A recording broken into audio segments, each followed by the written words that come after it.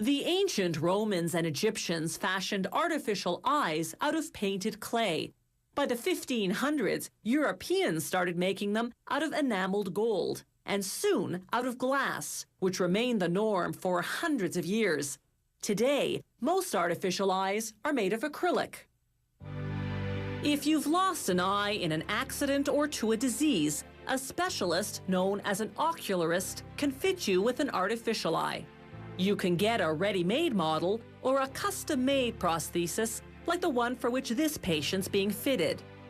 No two people's eye sockets are the same, so the first step is to take an impression.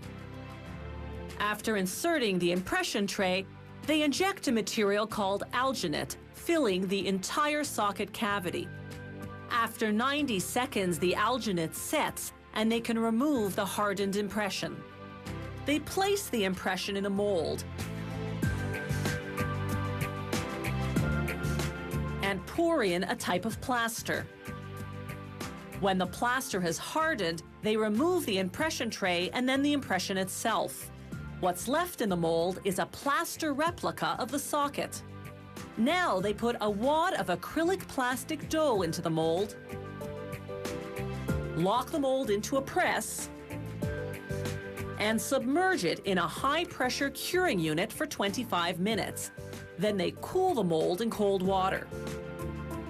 Here's the original impression compared to the acrylic model they've just cast. This model is called the fitting shape because they use it to fit and mark the positioning of the fake iris. They accentuate the markings, then attach a peg with a drop of wax.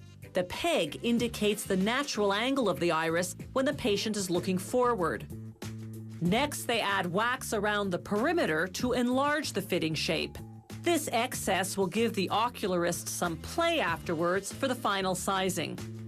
Now they take this marked and enlarged fitting shape and make a plaster mold. They'll later use that mold to cast the actual artificial eye. But first, they have to make the iris. They take a curved black acrylic disc and paint it as realistically as possible with high-quality artist's oils. The patient has to be present so they can match the real eye.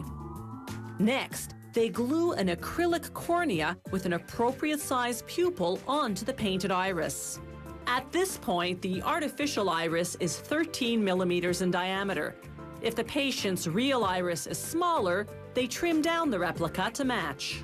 The iris then goes into the plaster mold, covered with white acrylic dough.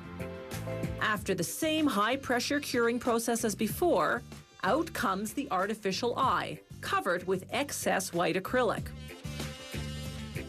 They trim off that excess and the peg, using a grinding tool and a cutter. This refines the shape and exposes the iris buried underneath. They smooth the surface against a grinding stone and verify the measurements. Then, using hard coloring pencils, they add finishing touches to the iris and draw blood vessels.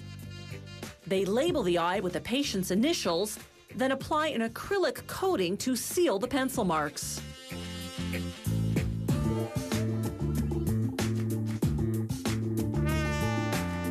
To create veins with some dimension, they use the same acrylic coating to stick on some delicate silk threads.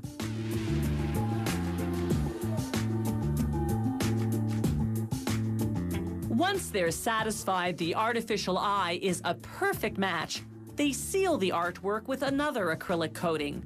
Once that cures, they polish the eye to a shine with a cotton wheel. The shapes and colors of artificial eyes are endless because patients' eye sockets and irises greatly vary, as do their scleras, the white of the eye. This artificial eye, or ocular prosthesis, is ready. The final step is to ensure that the fit is perfect. The patient's ocular muscles attach to the implant, enabling his artificial eye to move in unison with his real eye.